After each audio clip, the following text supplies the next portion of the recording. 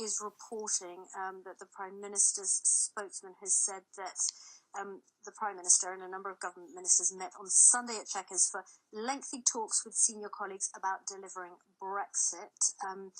The Downing Street spokesman also said the meeting discussed, this is Reuters saying this, the meeting discussed a range of issues, including whether there is sufficient support in the Commons to bring back a meaningful vote this week. Well, let's talk about this week and indeed Theresa May's future, the future of Brexit. Andrew Blick is here. He's the director of the Centre for British Politics and Government at King's College London. Andrew, today, really, talk of a coup is what we're seeing all over the papers. But how would that happen? Theresa May just survived a no-confidence vote. Surely she can't be touched for, 12 months? She can't be formally removed as leader of the Conservative Party by that means. So until that 12 months has passed, that's true. However, she can be, by other means, induced to go. And, for instance, as happened to Margaret Thatcher, if enough people and enough grandees, senior people in the Conservative Party, went to her privately and said, listen, the game's up, it's over for you, we're not going to serve under you any longer.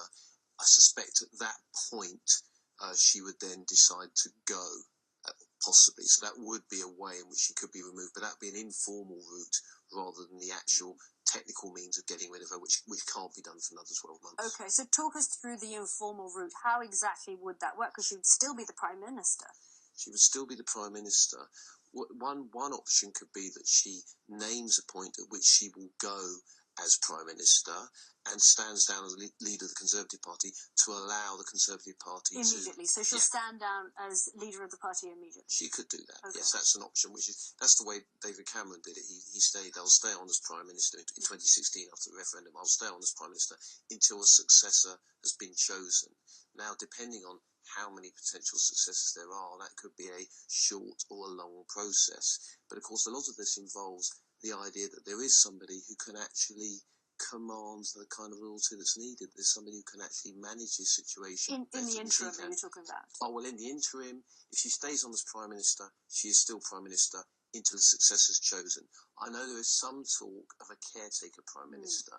Now, that's not really something we know about in the UK. That's not something we really do. It's not like in America where they have arrangements whereby, for instance, if a president dies or is removed or is shot or something, then the vice president takes over as president. We don't really have a mechanism like that in the UK. We don't have someone who can automatically take over and be a caretaker Prime Minister until another Prime Minister is chosen. So that doesn't mean that it couldn't happen. It could happen, yes. But they'd still have to find somebody who is acceptable as a caretaker Prime Minister. And of course, whoever's in charge over the coming weeks or months of this country, be it Theresa May or somebody else, is very important decisions and doing some very important things. So that person would have to be acceptable to various wings of the Conservative Party. So we'd be back to the same problem of who actually is there who can do this job more effectively than Theresa May. Well, a lot of people touting David Lidington for that role.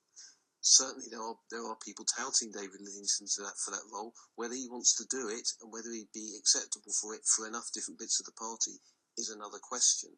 Because in essence, whoever came into that role would have to say, well, I won't stand at the next election, right? They'd have to probably say, I won't stand for leader, because they'd have to make it clear that they weren't coming in. Because one suspicion would be that once you're in, you're in. You're not. People don't really would there give be the up. trust that they would give up the keys? Exactly. And if they're an interim Prime Minister, let's not forget that under the UK system, the Queen makes the appointment. So someone would have to go to the palace and explain to the Queen and to the people around her, we need you to appoint this person as Prime Minister, but we need it to be a time-limited appointment, and then at a certain point, they're going to go and there's going to be somebody else appointed. So you'd be involving the Queen in quite a complex and very politicised process. Quickly, do you think the end is nigh for Theresa May? The end is nigh, but how nigh is another question. Okay, that is the question, Andrew Blick. Thank you so much for talking to us this evening.